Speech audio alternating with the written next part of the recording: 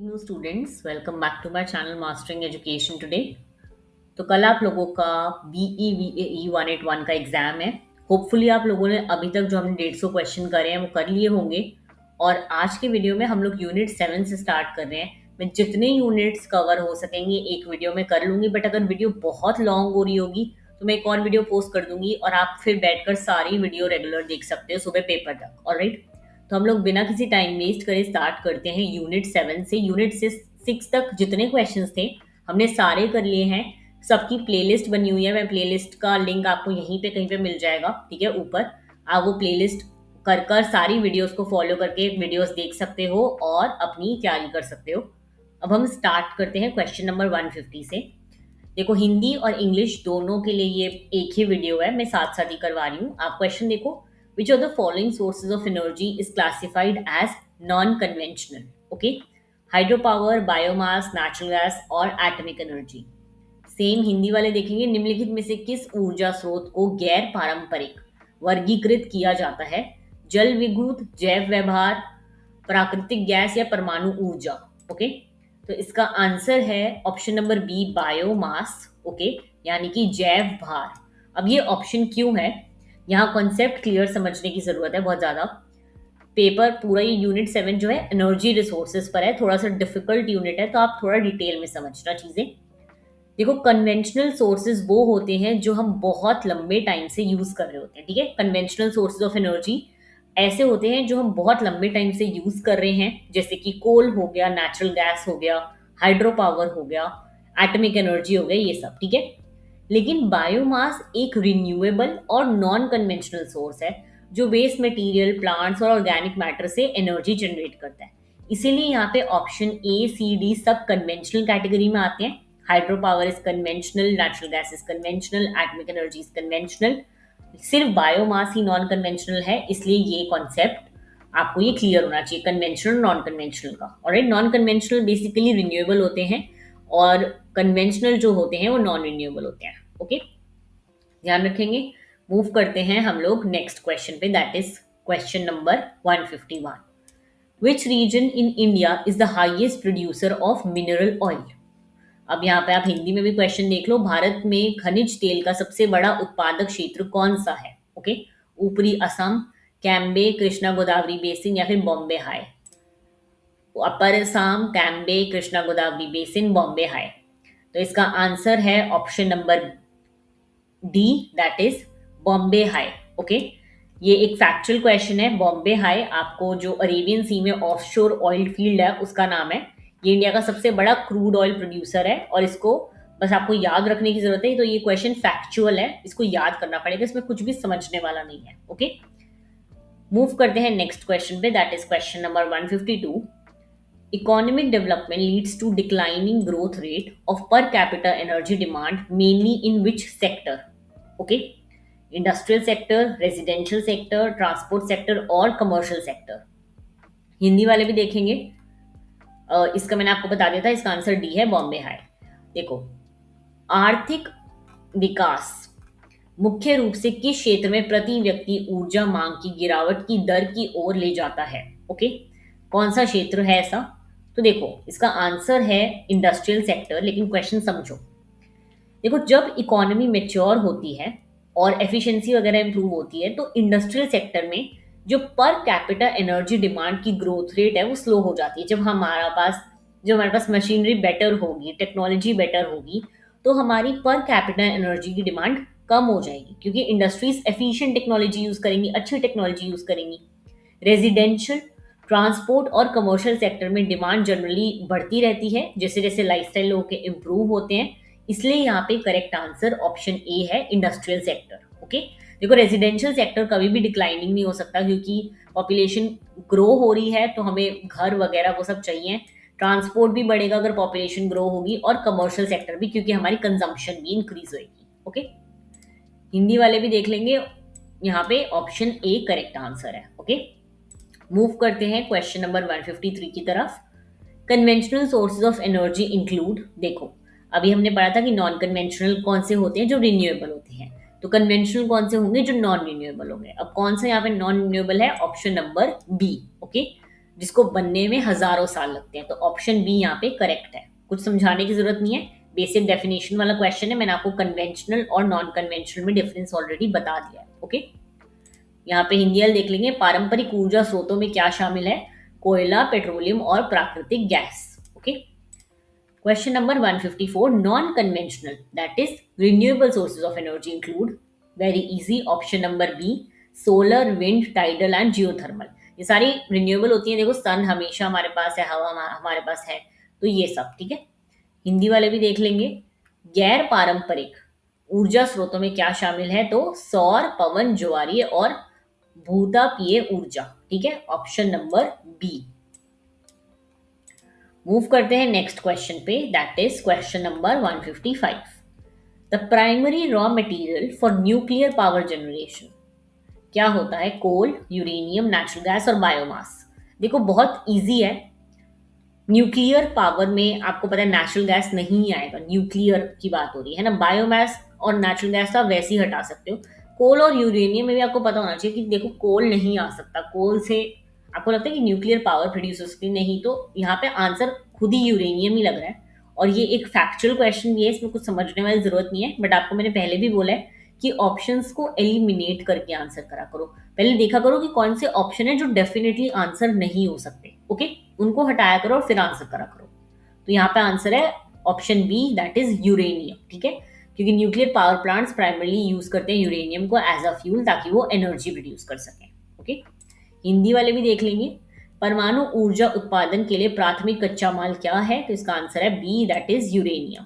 Okay, question number 156, hydro power generation depends mainly on, very easy, hydro power का तुम लोगों ने देखा होगा, अगर इसमें कहीं पे भी दे रखे होंगे, इसमें वो दे रखा होगा डायग्राम वगैरह, तो तुम ज़्यादा जल्दी समझोगे। तो देखते हैं, गीजर, देखो कितने सारे इसमें इमेजेस दे रखे हैं, तुम सिर्फ बुक खोल के सिर्फ इमेजेस भी देख लोगे ना। देखो हाइड्रो पावर ऐसा होता है, अब मैं तुम्हें समझाऊंगी ना तो तुम्हें ज़्यादा समझ आएगा। हाइड्रो का मतलब तुम्हें पता है, पानी होता है, और जब पानी टरबाइन्स को घुमाता है ना, बहुत तेज पानी पड़ता है और वो टरबाइन्स घूमते हैं, तब इलेक्ट्रिसिटी बनती है। देखो बुक में देखो, ये पानी इतनी तेज गिर रहा है यहाँ पे, ये टरबाइन्स के, तो ये जो है इलेक्ट्रिसिटी यहाँ पे प्रोड्यूस होती है। ओके, समझ आई बात, बहुत ईजी है। हाइड्रो, देखो हाइड्रो पानी ही पता लग रहा है, तो पानी वाला आंसर ही होगा, तो ऑप्शन बी कर देना, सिंपल। ठीक है, हिंदी वाले देख लेंगे, जल विद्युत उत्पादन मुख्यतः किस पर निर्भर करता है, तो ऑप्शन बी, गिरते या बहते जल से टरबाइन चलाना।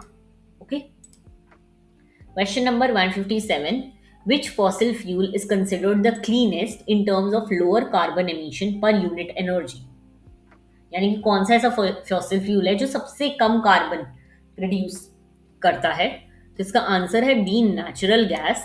हिंदी वाले भी देख लेंगे, प्रति इकाई ऊर्जा कम कार्बन उत्सर्ज करने के मामले में कौन सा जीवाश्म ईंधन सबसे अच्छा माना जाता है, तो इसका आंसर है प्राकृतिक गैस। ओके, देखो नेचुरल गैस ना जलने पर कोल और ऑयल के कंपैरिजन में कम कार्बन डाइऑक्साइड और पोल्यूटेंट्स रिलीज होते हैं। आपको कंपेयर करना है, कोल में भी होते हैं, क्रूड ऑयल में भी होते हैं, और लिग्नाइट अलग ही आ जाता है। ठीक है, इसीलिए इसे फॉसिल फ्यूल में सबसे क्लीन माना जाता है। कोल और लिग्नाइट सबसे ज्यादा पोल्यूटिंग होते हैं, और आपको ये चीज याद रखें, कोल और लिग्नाइट सबसे ज्यादा जो है पोल्यूटिंग है, इसमें सबसे ज्यादा कार्बन प्रोड्यूस होता है। Okay, question number 158, solar photovoltaic cells generate electricity by, कैसे होता है। देखो सोलर का नाम दिख रहा है ना, तो सोलर सनलाइट की बात ही होगी, तो सनलाइट के लिए सी ऑप्शन हट जाएगा और डी भी हट जाएगा। बर्निंग सोलर पैनल, तुम्हें लगता है सोलर पैनल जलाने से हमें इलेक्ट्रिसिटी मिलती है? लोगों के घर पे अगर सोलर पैनल जल रहे होते तो उसे इलेक्ट्रिसिटी नहीं मिल रही होती है ना। तो ऑप्शन ए भी यहाँ कैंसिल हो जाएगा, इसका आंसर है option B, converting sunlight directly into electricity.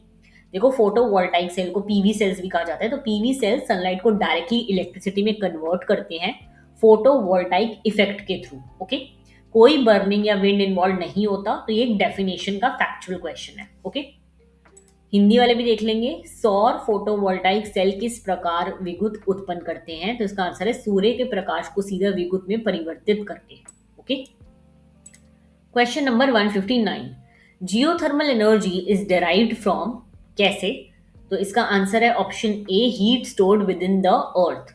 देखो जियो का मतलब ही होता है अर्थ, ओके, और थर्मल का मतलब होता है हीट। तो अर्थ की हीट पता ही चल रहा है नाम से ही, तो जियोथर्मल एनर्जी अर्थ के अंदर स्टोर्ड हीट से आती है। काफी ज्यादा स्ट्रेट फॉरवर्ड क्वेश्चन है, अगर आपको पता हो कि जियोथर्मल क्या होता है। ठीक है, जियो का मतलब है अर्थ और थर्मल का मतलब है हीट, तो heat stored with in the earth. Okay, Hindi वाले भी देख लेंगे। भूतापीय ऊर्जा यानी कि जियोथर्मल एनर्जी कहाँ से प्राप्त होती है, तो इसमें देखो पृथ्वी के भीतर संग्रहित ऊष्म से। ठीक है, option A. Question number 160, biogas is primarily produced through, तो इसका आंसर देखो बायोगैस, नाम से ही पता है आपको, ऑर्गेनिक वेस्ट से बनता है बायोगैस, गोबर और क्रॉप रेसिड्यू इन सब से बनता है ऑक्सीजन की एब्सेंस में। ठीक है, ऑक्सीजन की एब्सेंस को हम कहते हैं एनारोबिक कंडीशन, ये याद रखना। ठीक है, इसमें ये डिकम्पोज होता है और ये प्रोसेस मीथेन गैस प्रोड्यूस करता है। ठीक है, ध्यान रखना बायोगैस के बारे में। तो इसका आंसर है option B, anaerobic digestion of organic waste. देखो ऑप्शंस को हटाना सीखो, मैंने पहले कहा था न्यूक्लियर फिजन नहीं हो सकता बायोगैस में, सोलर रेडिएशन नहीं हो सकता, कंबर्शन ऑफ कोल भी नहीं हो सकता। ओके, क्योंकि कंबर्शन ऑफ कोल से पोल्यूशन प्रोड्यूस होगा, गैस नहीं। तो आंसर ऑप्शन बी है, इजी। हिंदी वाले भी देख लेंगे, बायोगैस मुख्य रूप से किसके माध्यम से उत्पन्न होती है, तो इसका आंसर है ऑप्शन नंबर बी, कार्बनिक अपशिष्ट का अवाणीय अपघटन। Okay, question number 161, tidal energy harness power from, tidal energy अभी हमने देखा था, देखो टाइडल नाम से पता लग रहा है टाइडल एनर्जी से रिलेटेड होती है, टाइड्स वगैरह से। तो इसका आंसर है option A, the rise and fall of ocean tides. Okay, tidal energy नाम से पता चल रही है ओशियन टाइड्स। ठीक है, हिंदी वाले देख लेंगे, ज्वारीय ऊर्जा किससे ऊर्जा प्राप्त करती है, तो महासागर ज्वार के उतार चढ़ाव से। आंसर ही दिख रहा है, क्वेश्चन में ही आंसर दिख रहा है। Okay, question number 162, India's energy policy increasingly promotes renewable energy mainly to, बहुत इजी लॉजिक समझो यहाँ पर। देखो रिन्यूएबल एनर्जी प्रमोट करने का मेन गोल है एमिशन कम करना, पोल्यूशन वगैरह कम करना, और फॉरेन फॉसिल फ्यूल इंपोर्ट पर हमारी डिपेंडेंसी कम करना, जो हम बाहर से ऑयल वगैरह लेते हैं, जिससे क्या है एनर्जी सिक्योरिटी बढ़ती है, क्योंकि हम लोगों को पता है कि हमारे पास एक ऐसी एनर्जी है जिससे हम यूज कर सकते हैं अगर बाई चांस हमारे फॉरेन रिलेशन खराब हो जाए। तो देखो ऑप्शन ए तो बिल्कुल ही ऑपोजिट है, इंक्रीज डिपेंडेंस। अगर हम प्रमोट कर रहे हैं रिन्यूएबल एनर्जी तो इंक्रीज कैसे होगा डिपेंडेंस हमारा फॉसिल फ्यूल्स पे। ओके, ये ऑप्शन हट गया, रिड्यूस इलेक्ट्रिसिटी एक्सेस भी कुछ नहीं है इसमें। ठीक है, अब इसमें ऑप्शन बी है, ये ध्यान रखना कि एनर्जी पॉलिसी ने बेसिकली बोला कि हमें कार्बन एमिशन को कम करना है और एनर्जी सिक्योरिटी को इंक्रीज करना है।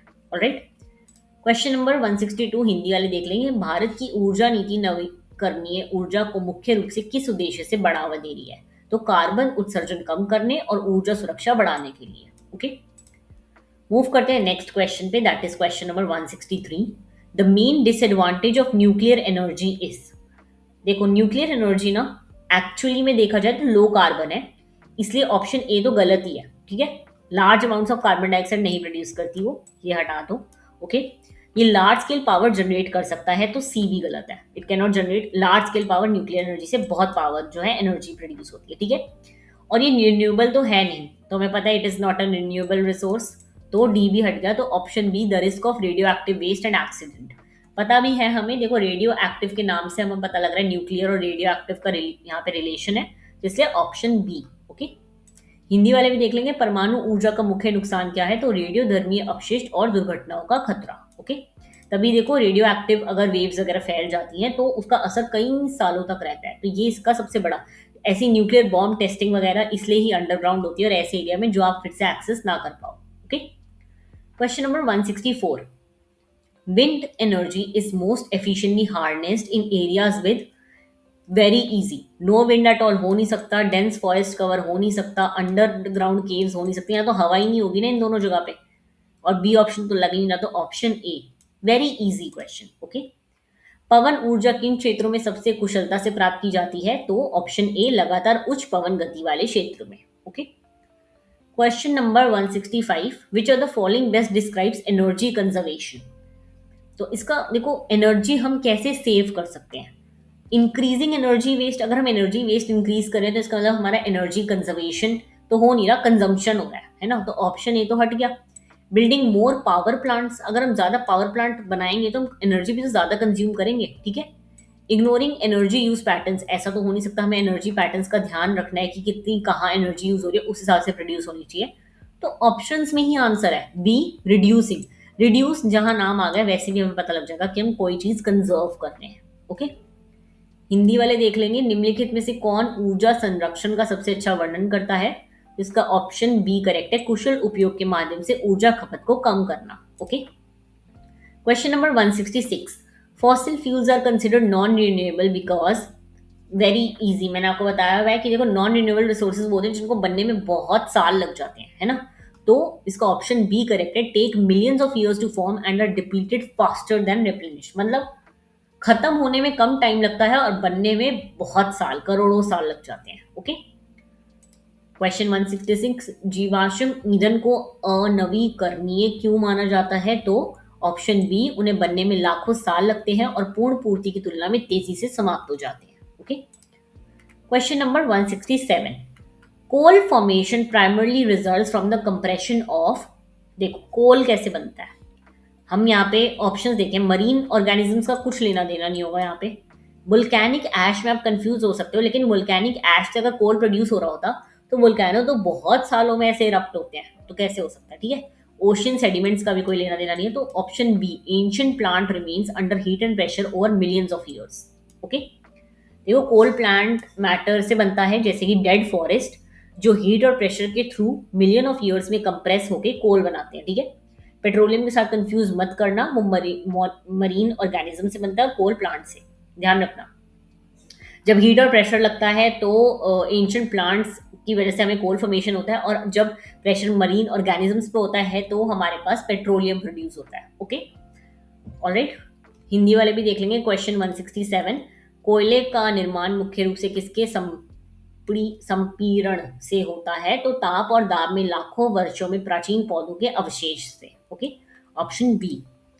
Question 168, petroleum and natural gas are believe to form mainly from, अभी मैंने आपको बताया, remain of marine organisms buried under sediment over millions of years, अभी मैंने आपको पेट्रोलियम का बताया था। ओके, माना जाता है कि पेट्रोलियम और प्राकृतिक गैस मुख्य रूप से किससे बनते हैं? तो लाखों वर्ष में अवसाद के नीचे दबे समुद्री जीवों के अवशेष थे। ओके, मरीन ऑर्गेनिजम्स जब मर जाते हैं तो उनकी बॉडी जब डिकम्पोज होती है प्रेशर के अंडर, तब बनता है petrol. Okay, question 169, which Indian state is a major producer of coal? तो इसका आंसर है option B, Jharkhand.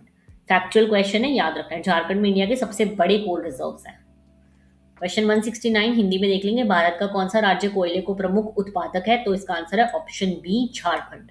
Okay, question number 170, energy consumption per capita is generally used as an indicator of a country's. देखो general, बहुत ही general question है but आप लोग समझ लो। देखो जितना ज्यादा पर कैपिटा एनर्जी कंजम्पशन होता है उतना ज्यादा वो कंट्री जो है इंडस्ट्रियलाइज्ड और डेवलप माना जाता है।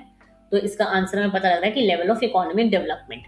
पेड़ों के लगने से एनर्जी कंजम्पशन कुछ लेना देना नहीं है, रेनफॉल पैटर्न से कुछ लेना चाहिए। पॉपुलेशन साइज में आप कंफ्यूज हो सकते हो, लेकिन जितना ज्यादा इकोनॉमिक डेवलपमेंट होगा, जितनी ज्यादा इंडस्ट्रीज बनेंगी, उतना ज्यादा जो है एनर्जी कंजम्पशन कैलकुलेट होगा। ओके, तो ऑप्शन बी, ऑप्शन ए के साथ कंफ्यूज मत करना यहाँ पर। ऑलराइट, हिंदी वाले भी देख लेंगे, प्रति व्यक्ति ऊर्जा खपत को आमतौर पर किसके संकेतक के रूप में उपयोग किया जाता है? तो देश के आर्थिक विकास का स्तर। Alright, question number 171, a major environmental concern with large hydro power dams is, hydro power dams बनाने में क्या सबसे ज्यादा हम लोगों को कंसर्न, हम किस चीज के हैं, क्या प्रॉब्लम आती है?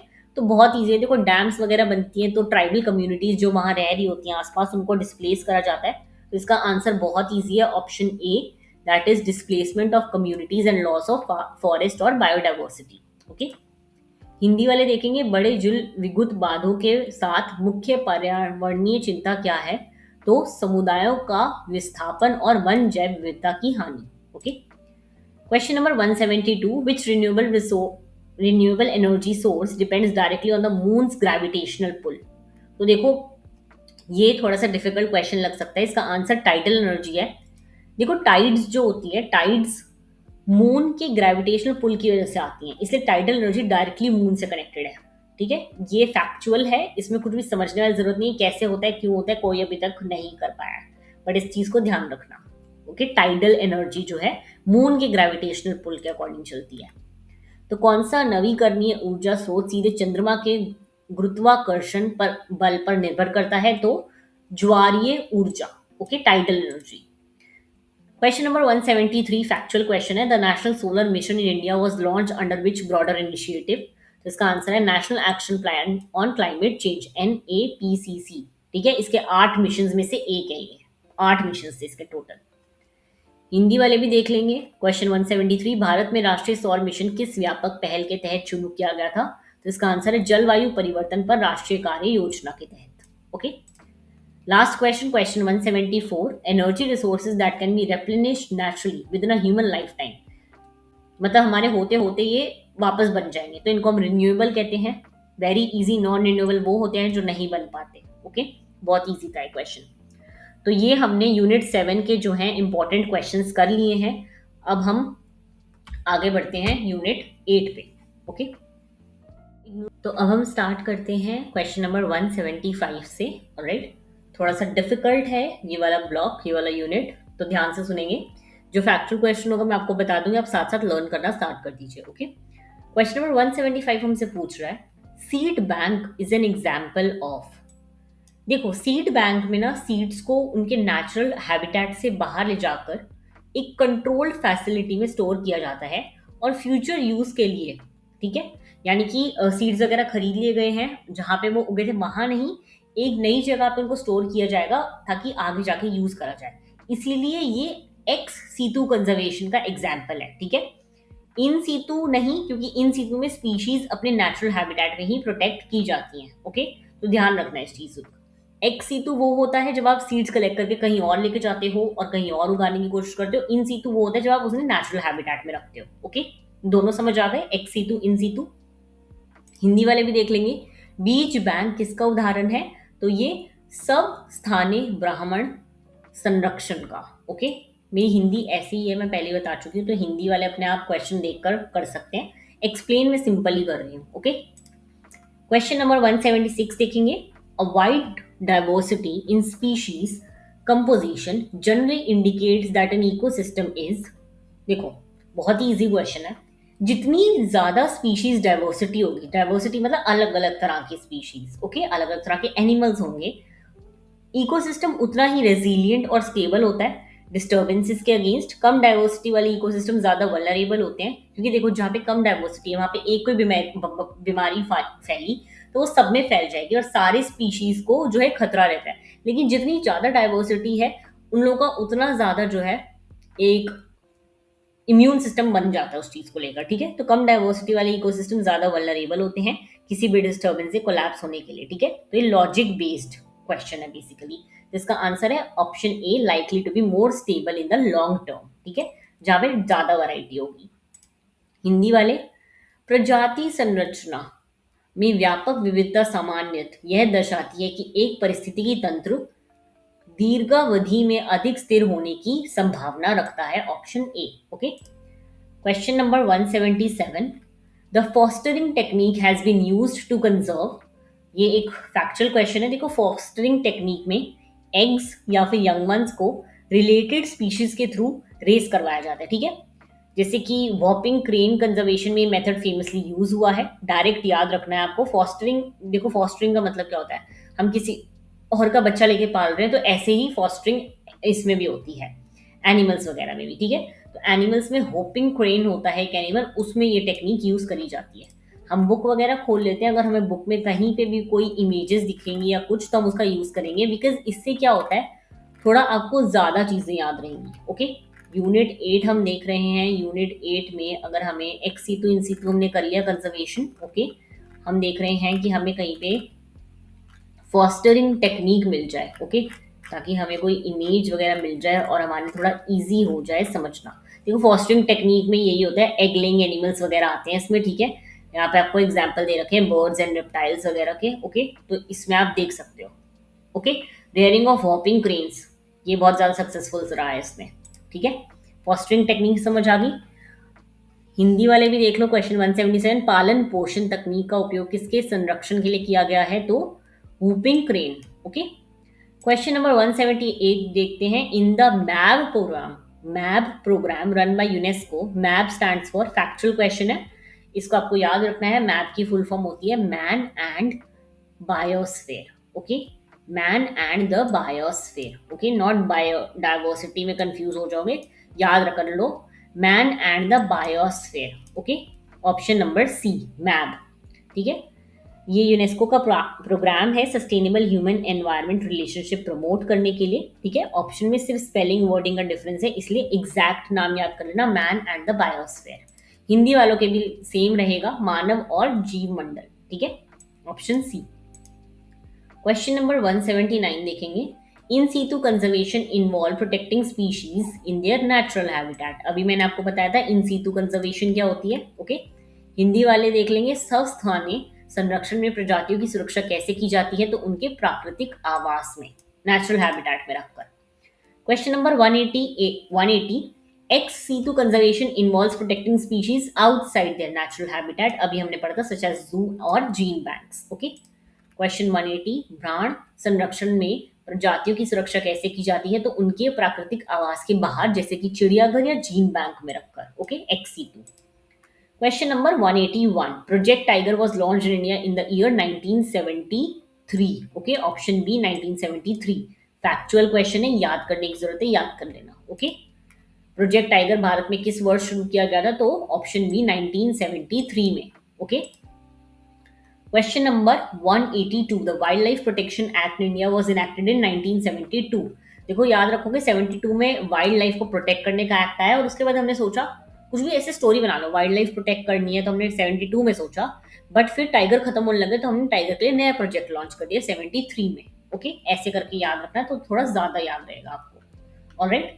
हिंदी वाले भी देख लेंगे क्वेश्चन, भारत में वन्यजीव संरक्षण अधिनियम कब अधिनियमित किया गया था, तो 1972 में। फैक्चुअल क्वेश्चन है, याद कर लेना इसको साथ साथ। Question number 183, sites, CITES, sites, an international agreement regulating trade in endangered species stand for. Sites की फुल फॉर्म पूछे तो इसकी फुल फॉर्म होती है convention on international trade in endangered species of wild fauna and flora. ये भी एक factual question है, ठीक है, पूरा नाम याद रखना है, बाकी ऑप्शंस वगैरह को इग्नोर कर देना, बस ये जो आपको फुल फॉर्म दे रखी है आपको ये याद रखनी है, पेपर में बहुत बार पूछी गई है। हिंदी वाले भी देख लेंगे, लुप्त प्राय प्रजातियों में व्यापार को नियंत्रित करने वाले अंतर्राष्ट्रीय समझौता साइट्स किसका संक्षिप्त रूप है, तो ऑप्शन ए, ओके, CITES की full form. Question 184, according to IUCN classification, a species facing an extremely high risk of extinction in the immediate future is termed as। तो देखो, एक होता है endangered, जो स्पीशीज खत्म होने वाली है, ठीक है, खत्म हो चुकी, और फिर आता है नियर क्रिटिकली एंडेंजर्ड, यानी कि बिल्कुल कगार पर है खत्म होने की, ठीक है, तो ये याद रखना। IUCN की कैटेगरीज एक हायरार्की फॉलो करती हैं, लीस्ट कंसर्न से लेकर क्रिटिकली एंडेंजर्ड तक रिस्क बढ़ जाता है, ठीक है। सबसे नीचे आते हैं लीस्ट कंसर्न, यानी कि डी पार्ट, ठीक है, फिर आता है आपका ए पार्ट, नहीं, फिर बी आता है, फिर ए आता है, और फिर सबसे ऊपर आता है सी, ठीक है, तो इसका आंसर है क्रिटिकली एंडेंजर्ड, ओके। 184 याद रखेंगे, गंभीर रूप से संकटग्रस्त, ओके। क्वेश्चन 185 देखेंगे, a biosphere reserve differs from a national park mainly because. अब बायोस्फीयर और नेशनल पार्क में डिफरेंस क्या होता है, देखो नेशनल पार्क में जनरली स्ट्रिक्ट प्रोटेक्शन होती है बिना ह्यूमन एक्टिविटी के, ठीक है, लेकिन बायोस्फीयर रिजर्व जोन होते हैं जिसमें कोर जोन स्ट्रिक्ट प्रोटेक्शन के लिए होता है, और बफर ट्रांजिशन जोन में लोकल कम्युनिटी सस्टेनेबल यूज कर सकती है, ठीक है। यानी कि देखो नेशनल पार्क में बिल्कुल भी जो है ह्यूमन का एक्टिविटी ज्यादा नहीं होती, बायोस्फीयर में होती है, बायोस्फीयर को जोन्स में डिवाइड करा गया, ठीक है, तो एक होता है जोन जहां पे बिल्कुल नहीं होती, और सब में लोकल कम्युनिटीज वगैरह इंटरैक्ट कर सकती है, ठीक है। तो बायोस्फीयर रिजर्व कैसे डिफर करता है, B part integrates conservation with sustainable use by local communities, alright.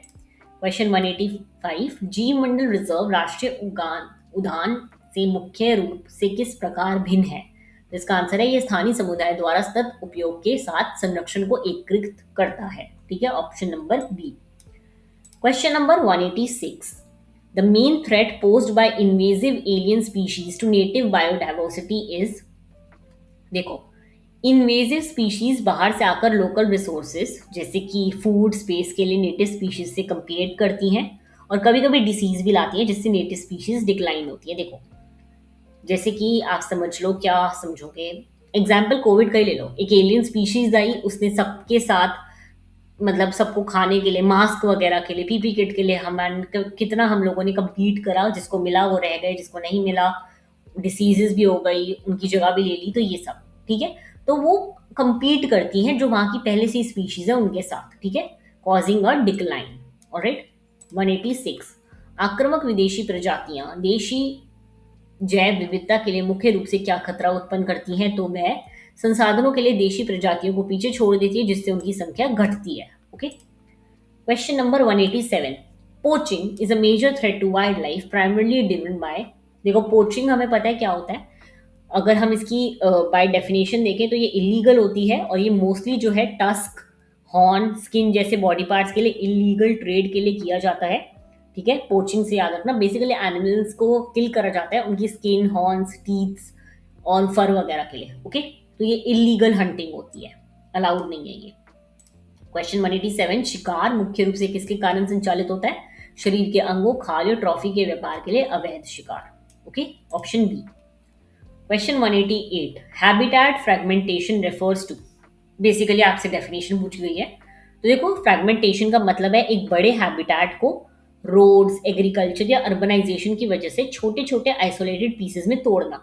इससे स्पीशीज का मूवमेंट और जेनेटिक एक्सचेंज लिमिटेड हो जाता है। ओके, तो हैबिटेट फ्रेगमेंटेशन पता लग रहा है, फ्रेगमेंटेशन का मतलब ही तोड़ना होता है। तो यहाँ पे ऑप्शन में दे रखा है ब्रेकिंग अप। ओके, तो ऑप्शन बी करेक्ट है। 188, आवास विखंडन से क्या तात्पर्य है? तो एक बड़े निरंतर आवास का छोटे अलग थलग टुकड़ों में टूटना। Okay. Question number 189, the red data book published by IUCN primarily contains information on. इसमें एंडेंजर्ड और थ्रेटन्ड स्पीशीज पे इंफॉर्मेशन होती है। ठीक है, एक डॉक्यूमेंटेशन है ये रेड डाटा बुक, जिसमें एंडेंजर्ड और थ्रेटन्ड स्पीशीज का कंजर्वेशन स्टेटस रिकॉर्ड किया जाता है कि कितनी स्पीशीज बची हैं, कहाँ है, कितनी कितने कहाँ कहाँ पार्क्स में है, ये सब। ओके, ध्यान रखना, एंडेंजर्ड और थ्रेटन्ड स्पीशीज का। ऑलराइट। क्वेश्चन 189 यहाँ पे देख लेंगे हिंदी वालों के लिए। IUCN द्वारा प्रकाशित रेड डेटा बुक में मुख्य रूप से क्या जानकारी होती है? तो संकटग्रस्त और खतरे में पड़ी प्रजातियों से related. Okay. Question number 190, over exploitation as a threat to biodiversity refers to.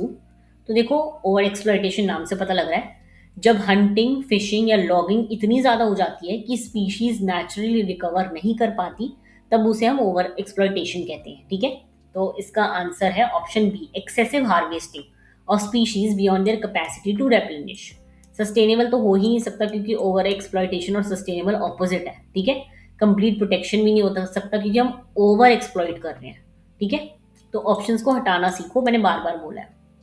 Hindi वाले देख लेंगे, जैव विविधता के लिए खतरे के रूप में अत्यधिक से क्या तात्पर्य है? तो इसका आंसर है प्रजातियों की क्षमता से अधिक तेजी से कटाई, जिससे वह पूर्ण पूर्ति नहीं कर पाती। Okay. Question number 191, project elephant in Indian conservation initiative was launched in 1992। Okay, अब ये ईयर है, याद रखना है, फैक्चुअल क्वेश्चन है, भूलना मत। 1992 में प्रोजेक्ट एलिफेंट स्टार्ट हुआ था। ओके, कब? 1992 में। ओके। क्वेश्चन नंबर 192 याद रखेंगे, botanical gardens serve conservation purpose mainly by. तो देखो, बोटैनिकल गार्डन सिर्फ दिखने के लिए नहीं होते, ये डाइवर्स प्लांट स्पीशीज को उनके नेचुरल हैबिटेट से बाहर कंजर्व करते हैं, और रिसर्च, एजुकेशन और रीइंट्रोडक्शन प्रोग्राम में भी मदद करते हैं। इसलिए ये एक्स सीटू कंजर्वेशन है। एक्स सीटू पता है ना, जब हम बाहर ले जाके करते हैं। ओके, तो conservation, conserving plant species ex situ and supporting research, option B. Hindi वाले देख लेंगे, वनस्पति उद्यान मुख्य रूप से किस तरह संरक्षण उद्देश्यों की पूर्ति करते हैं? तो इसका ऑप्शन बी करेक्ट है, पौधों की प्रजातियों को ब्रहण रूप से संरक्षित करके और अनुसाधन का समर्थन करके। Okay. Question number 193, which of these is considered a flagship species in Indian conservation efforts? देखो, इसका आंसर है बंगाल टाइगर, इंडिया का एक फ्लैगशिप स्पीशीज है, मतलब ये कंजर्वेशन एफर्ट्स को सिंबलाइज करता है।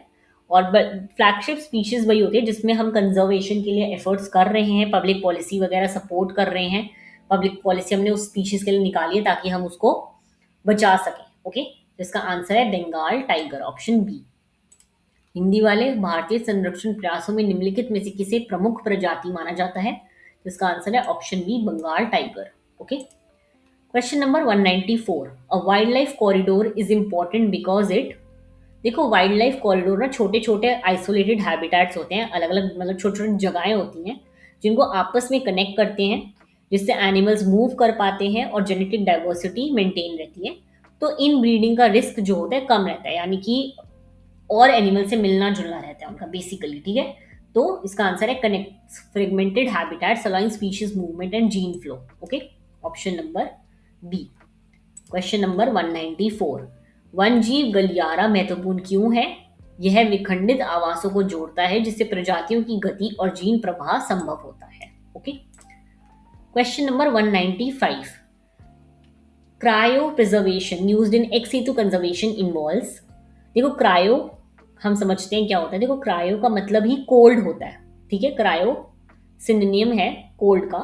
तो क्रायो प्रिजर्वेशन में जेनेटिक मटेरियल जैसे कि सीड, स्पर्म, एम्ब्रियोज को अल्ट्रा लो टेम्परेचर पर स्टोर किया जाता है लॉन्ग टर्म प्रिजर्वेशन के लिए, ठीक है। इसलिए ये एक्स सितु कंजर्वेशन का एक एडवांस्ड टेक्निक है।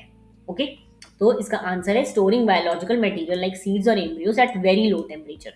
क्रायो से याद रखना कोल्ड से लो टेम्परेचर। ओके। हिंदी में देख लेंगे, ब्राह्मण संरक्षण में उपयोग की जाने वाली क्रायो प्रिजर्वेशन तकनीक में क्या शामिल है? तो बीज या भ्रूण जैसे जैविक पदार्थ को अत्यंत कम तापमान पर संग्रहित करना। Okay, option A. Question number 196, the main goal of captive breeding program is to.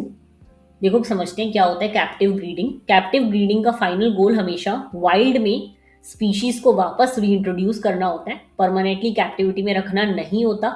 ये पॉइंट एग्जाम में कंफ्यूज करने के लिए ट्रैप की तरह आता है, तो इसलिए ध्यान से समझ लो इसको, ठीक है। कैप्टिव का मतलब ये नहीं कि उनको हमेशा के लिए रख लेना, नहीं। उनका गोल होता है कि हम इनको वापस जो है वाइल्ड में भेज सकें ताकि ये स्पीशीज वापस और आ सके। ओके। तो परमानेंटली नहीं होगा, ये हटा देना बिल्कुल। तो option B, breed endangered species in controlled condition for eventual reintroduction. Okay. Hindi वाले भी देख लेंगे, बंदी प्रजनन कार्यक्रमों में क्या मुख्य लक्ष्य क्या है? तो पूर्ण स्थापन के नियंत्रित परिस्थितियों से संकटग्रस्त प्रजातियों की जनसंख्या बढ़ाना। Okay. Question number 197, which factor is considered the single greatest overall threat to global biodiversity. तो इसका आंसर बहुत ईजी है, रेनफॉल से कुछ नहीं होता, लो टेम्परेचर से कुछ नहीं होता, ओशन करंट से कुछ नहीं होता, हैबिटेट लॉस। क्योंकि हम उनके जंगल वगैरह पेड़ वगैरह काट रहे हैं तो हम उनका हैबिटेट लॉस कर रहे हैं और वही सबसे बड़ा खतरा है उन्हें। ओके। हिंदी वाले देख लेंगे, वैश्विक जैव विविधता के लिए एकल सबसे बड़ा समग्र खतरा क्या माना जाता है? तो आवास हानि और विनाश। Okay. Question number 198, national parks in India generally prohibit which of the following activities. National park में क्या अलाउड नहीं होता? तो नेशनल पार्क्स में स्ट्रिक्ट प्रोटेक्शन होती है, इसलिए ग्रेजिंग, हंटिंग और private land rights completely prohibited होते हैं। लेकिन रेगुलेटेड टूरिज्म, रिसर्च और एजुकेशन जनरली अलाउड होता है क्योंकि ये कंजर्वेशन गोल्स को जो है सपोर्ट करते हैं। ओके। तो इसका ऑप्शन बी करेक्ट है, grazing, hunting and private land rights with in their boundaries. Hindi वाले भी देख लेंगे, भारत में राष्ट्रीय उद्यान आमतौर पर निम्नलिखित में से किस गतिविधि को प्रतिबंधित करते हैं? तो उनकी सीमाओं के भीतर चराई, शिकार और निजी भूमि अधिकार। ओके। तो ये हमने यूनिट 8 भी कंप्लीट कर लिया है, हमने ऑलमोस्ट क्वेश्चन 198 क्वेश्चंस कंप्लीट कर लिए हैं। अब हम आगे बढ़ते हैं नेक्स्ट यूनिट में, इसी में कवर करेंगे वीडियो में, दैट इज यूनिट 9 क्वेश्चन 199 से। ओके। हम क्वेश्चन 199 से स्टार्ट करते हैं। क्वेश्चन 199 आपसे पूछ रहा है, the discipline of public health was established in Europe after. देखो, ईयर याद करने, मैंने आपको पहले बोला ईयर वाले सारे फैक्चुअल क्वेश्चन है, इनको याद करना पड़ेगा, कोई और ऑप्शन नहीं है। इसका आंसर है 1842। ओके। ये वाला unit environmental pollution and hazard से रिलेटेड है। कुछ क्वेश्चंस बहुत ईजी है और कुछ काफी डिफिकल्ट है क्योंकि फैक्चुअल ज्यादा है। ओके। तो क्वेश्चन 199 का आंसर है 1842, फैक्चुअल बेस्ड क्वेश्चन है। मैं आपको बता दूं, पब्लिक हेल्थ एक ऑर्गेनाइज्ड डिसिप्लिन के रूप में, ठीक है, यूरोप में 1842 के सैनिटरी रिफॉर्म्स के बाद एस्टैब्लिश हुई थी। तो ये याद रखना, ठीक है, यानी कि पब्लिक हेल्थ को एज अ सब्जेक्ट माना गया था। ओके। हिंदी वाले भी देख लेंगे, यूरोप में सार्वजनिक स्वास्थ्य अनुशासन की स्थापना किसके बाद हुई थी? तो 1842 के बाद। Okay. Question number 200, the occurrence of cyclones may take place when sea water in the tropical belt gets heated above। ये भी फैक्चुअल बेस्ड क्वेश्चन है, आंसर 27 डिग्री सेल्सियस है। ओके, देखो जब ट्रॉपिकल बेल्ट का सी सरफेस टेम्परेचर 27 डिग्री से ज़्यादा हो जाता है तब लो प्रेशर जोन्स बनती हैं जो साइक्लोन्स में कन्वर्ट हो सकती हैं। ओके, हिंदी वाले भी देख लेंगे। चक्रवाताओं की घटना तब हो सकती है जब उष्णकटिबंधीय बेल्ट में समुद्री जल किस तापमान से ऊपर गर्म हो जाता है, तो 27 डिग्री सेल्सियस। ओके, अब देखो मैंने 200 क्वेश्चन सारी सीरीज को कंबाइन करवा के करवा दिए हैं, तो जिन लोगों ने 200 क्वेश्चन कंप्लीट कर लिया ना वो नीचे लिखेंगे जरूर 200 और साथ में एक हार्ट लगा देना। ओके, तो मेरे को पता लग जाएगा कि तुम लोग वीडियो ढंग से देख रहे हो और तुम लोगों ने 200 क्वेश्चन ये करे हैं। 200 क्वेश्चन बहुत होते हैं, 50 क्वेश्चन का पेपर आना है, तुम लोगों ने ऑलरेडी 200 क्वेश्चन कर लिए हैं, तो अपने लिए तुम्हारे लिए एक अचीवमेंट है ये। ओके, मूव करते हैं नेक्स्ट क्वेश्चन पे, that is question number 201।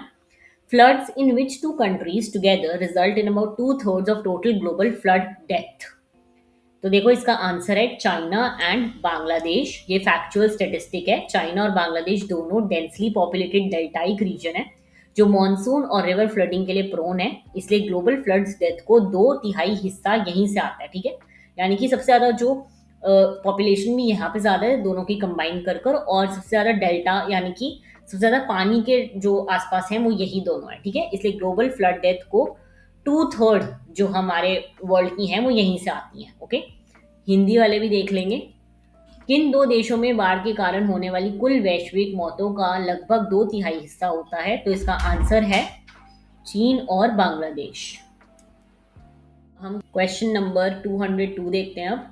The natural defence against tsunamis along coastline is provided by, तो ये हमने पहले पढ़ा हुआ है, मैंग्रोव फॉरेस्ट, हमें याद है कोस्ट लाइन वाले जो सलाइन वाटर को भी लेते हैं, ये हमने पढ़ा हुआ है पहले। ओके, हिंदी वाले भी देख लेंगे। क्वेश्चन नंबर 202, तट रेखाओं के साथ सुनामी के विरुद्ध प्राकृतिक रक्षा किसके द्वारा प्रदान की जाती है, तो मैंग्रोव वन। Okay, question number 202। मूव करते हैं नेक्स्ट क्वेश्चन पे, that is question number 203।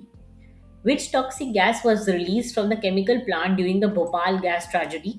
Bhopal gas tragedy के बारे में सबने पढ़ा होगा, इसका आंसर है methyl isonate. Okay, option number सी।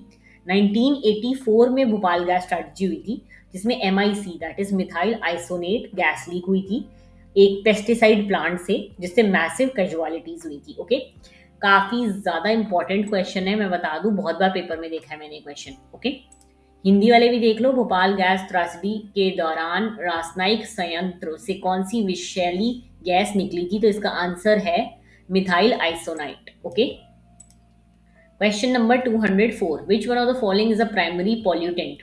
हमारे मतलब पोल्यूशन में क्या होता है, तो इसका आंसर है sulphur dioxide. Okay, factual question है। देखो प्राइमरी पॉल्यूटेंट वो होते हैं जो डायरेक्टली सोर्स से एमिट होते हैं, जैसे कि कंबशन से सल्फर डाइऑक्साइड होता है, बाकी ऑप्शंस जो हैं एटमॉस्फेरिक रिएक्शन के थ्रू सेकेंडरी पॉल्यूटेंट के रूप में बनते हैं। ठीक है, जो डायरेक्टली जिसको बर्न करने से हो रहा है वो सल्फर डाइऑक्साइड होता है। ओके, तो हिंदी वाले देख लो। निम्नलिखित में से कौन सा एक प्राथमिक प्रदूषक है, तो इसका आंसर है sulphur dioxide. Alright, question number 205। Which of the following is responsible for depletion of oxygen in water harming aquatic life? Very easy, human sewage. Okay, देखो वैसे यहाँ पे लोगों को लग सकता है इंडस्ट्रियल वेस्ट, लेकिन उससे भी ज्यादा जो है सीवेज में बहुत ज्यादा ऑर्गेनिक मैटर होता है जिससे डीकम्पोजेस ब्रेक डाउन करते हैं और इस प्रोसेस में डिजॉल्व ऑक्सीजन कंज्यूम हो जाती है, जिससे वाटर में ऑक्सीजन डिप्लीशन होता है और एक्वाटिक लाइफ को जो है काफी ज्यादा नुकसान पहुंचता है। ये यूट्रोफिकेशन से रिलेटेड है, हमने पढ़ा हुआ यूट्रोफिकेशन क्या होता है। ओके, तो ध्यान रखना ह्यूमन सीवेज इसका आंसर है। हिंदी वाले देख लो। निम्नलिखित में से कौन जल में ऑक्सीजन की कमी के लिए जिम्मेदार है जिससे जलीय जीवन को हानि होती है, तो मानव मलमूत्र। Okay, B. Question number 206। Which one of the following is not responsible for acid rain? CFCs chlorofluorocarbons नहीं होते। क्लोरोफ्लोरोकार्बन्स हमारे ऑक्सीजन में उसमें होते हैं, ओजोन लेयर को जो डिप्लीट करते हैं वो CFCs होते हैं। ओके, ध्यान रखना। निम्नलिखित में से कौन सा अम्ल वर्षा के लिए जिम्मेदार नहीं है, तो CFC chlorofluorocarbons. Okay, question 207। Secondary air pollutants are formed when? अब देखो मैंने आपको बताया था प्राइमरी पॉल्यूटेंट जब रिएक्ट करते हैं केमिकली एटमॉस्फेयर में तो नए पॉल्यूटेंट बनते हैं, जो इसको हम सेकेंडरी एयर पॉल्यूटेंट्स कहते हैं। ओके, बहुत इजी क्वेश्चन है, हमने पहले में भी पढ़ा ही है। ओके, द्वितीय वायु प्रदूषक कब बनते हैं? तो जब प्राथमिक प्रदूषक वायुमंडल में रासायनिक रूप से अभिक्रिया करके नए प्रदूषक बनाते हैं, तब जो है सेकेंडरी एयर पॉल्यूटेंट्स बनते हैं। Okay, question number 208, photochemical smog is primarily caused by the reaction of. तो देखो इसका आंसर है option B, nitrogen oxides and volatile organic compounds in sunlight. मैं आपको बता दूं, फोटोकेमिकल स्मॉग बनता है जब नाइट्रोजन ऑक्साइड और वीओसीज, जिसे हम वोलेटाइल ऑर्गेनिक कंपाउंड्स, सनलाइट की प्रेजेंस में रिएक्ट करते हैं, जिससे ग्राउंड लेवल ओजोन और हेज बनता है। ठीक है, ये हमने पढ़ा, हमने देखा हुआ है स्मॉग का। तो ये बहुत ज्यादा डेंस होता है और ये सेकेंडरी पोल्यूशन का क्लासिक एग्जाम्पल है। ऐसे ही सेकेंडरी पोल्यूशन होता है। ओके, 208, फोटोकेमिकल स्मॉग मुख्य रूप से किसकी अभिक्रिया के कारण होता है? तो सूर्य के प्रकाश में नाइट्रोजन ऑक्साइड और वाष्पशील कार्बनिक यौगिक। Okay, question number 209, the Minamata disease outbreak in Japan was caused by pollution from mercury. इसका आंसर है मरकरी। एम से मिनामाटा डिसीज और एम से mercury. Minamata disease mercury contaminated industrial waste water की वजह से हुई थी, जो मिनामाटा बे में डिस्चार्ज हुआ था, जिससे फिश और लोकल लोगों को पॉइजनिंग हुई थी। ओके, उस टाइम पर ध्यान रखना, मरकरी है इसका आंसर। जापान में मिनामाटा रोग प्रकोप किस प्रदूषण के कारण हुआ था? पारा यानी कि mercury. Okay, question number 210, noise pollution is measured in units of decibels. ये तो बहुत ईजी है, बचपन से पढ़ते आ रहे हैं हम, साउंड हम डेसिबल्स में मेजर करते हैं, तो इसका आंसर है डेसिबल्स। ध्वनि प्रदूषण किस इकाई में मापा जाता है? डेसिबल में। Okay, question number 211, eutrophication of water bodies is primarily caused bye. तो देखो इसका आंसर लैक ऑफ न्यूट्रिएंट्स तो होगा नहीं, एक्सेस डिजॉल्व्ड ऑक्सीजन से भी हो सकता है, और वैसे इसका आंसर है excess nutrients like nitrogen and phosphates causing algae overgrowth, क्योंकि उससे जो होती है ना, गैसेस ट्रैप हो जाती हैं वाटर के नीचे, इसलिए। ओके, जब फर्टिलाइजर्स और सीवेज से नाइट्रेट फॉस्फेट पानी में एक्सेस हो जाता है, तब एल्गे बहुत ज़्यादा बढ़ जाती है, और ये एल्गे जो है बाद में डीकम्पोज होकर ऑक्सीजन कंज्यूम कर लेती है, जिससे वाटर में ऑक्सीजन की कमी हो जाती है। ओके, ध्यान रखना, तो एक्सेस डिजॉल्व्ड ऑक्सीजन तो आएगा भी नहीं। 211 हिंदी वाले देख लो, जल निकायों का यूट्रोफिकेशन मुख्य रूप से किस कारण होता है? तो इसका आंसर है नाइट्रेट और फॉस्फेट जैसे अतिरिक्त पोषक तत्व शैवाल की अत्यधिक वृद्धि का कारण बनते हैं। Okay, question number 212, an earthquake magnitude is commonly measured using the Richter scale. ये फैक्चुअल क्वेश्चन है, याद रखना है आपको, रिक्टर स्केल से हम अर्थक्वेक के मैग्नीट्यूड को मेजर करते हैं। ओके, भूकंप की तीव्रता आमतौर पर किसे पैमाने से मापी जाती है? तो इसका आंसर है रिक्टर पैमाना। ओके, क्वेश्चन नंबर 213, बायोमैग्निफिकेशन क्या होता है? देखो, बायोमैग्निफिकेशन में परसिस्टेंट पॉल्यूटेंट्स जो होते हैं, जो रहते हैं हवा में, जैसे कि डीडीटी, फूड चेन में अपर जाते जाते कॉन्सेंट्रेशन में बढ़ते हैं, क्योंकि हर ट्रॉफिक लेवल पर ये अक्यूमुलेट होते हैं, तो इसलिए इसे हम बायोमैग्निफिकेशन कहते हैं। देखो यही यहाँ पे यही लिखा हुआ है, increase in concentration of persistent pollutants at higher trophic level. Trophic level याद है हमने पढ़े थे कि इसको ये खाता है, फिर इसको ये खाता है फूड चेन में, वही। ओके, हिंदी जैव आवर्धन से क्या तात्पर्य है? तो उच्च पोषी स्तरों पर स्थायी प्रदूषकों की सांद्रता में प्रगतिशील वृद्धि। ओके, क्वेश्चन नंबर 214 देखते हैं, landslides are mostly commonly triggered by a combination of. बहुत इजी है, steep slopes, heavy rainfall and deforestation से लैंडस्लाइड्स होती हैं। देखो लैंडस्लाइड्स तब होती हैं जब steep unstable slopes, heavy rainfall और डिफॉरेस्टेशन की वजह से डिस्टेबलाइज हो जाती है, वेजिटेशन की कमी सॉइल को बांधने रखने में फेल हो जाती है, इसलिए ये तीनों फैक्टर कंबाइन होकर लैंडस्लाइड्स क्रिएट होते हैं। पेड़ काटना सबसे मेजर रीजन है। ओके, तो डिफॉरेस्टेशन वाला ऑप्शन करेक्ट होगा हमेशा। भूस्खलन आमतौर पर किसके संयोजन से ट्रिगर होता है? तो खड़ी ढलाने, भारी वर्षा और वनों की कटाई। Okay, question number 215, thermal pollution of water bodies is mainly caused by.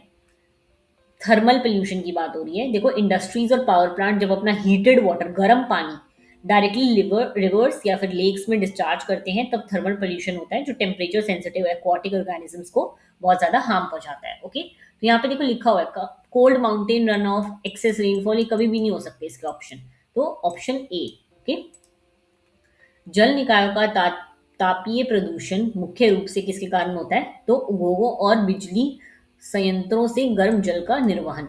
Okay, question number 216, the Bhopal gas tragedy occurred in the year 1984। अभी आपसे डिस्कस करा था मैंने ये। ओके, 1984 में हुई थी Bhopal gas tragedy. Question number 217, which of the following pollutant is primarily responsible for the depletion of the stratospheric ozone layer? अभी मैंने आपको बताया था क्लोरोफ्लोरोकार्बन, CFCs, है ना। निम्नलिखित में से कौन सा प्रदूषक समता समताप मंडलीय ओजोन परत के क्षरण के लिए मुख्य रूप से जिम्मेदार है? तो chlorofluorocarbon, CFCs। Okay. A tsunami is mostly commonly triggered bye, तो देखो सुनामी कैसे होती है।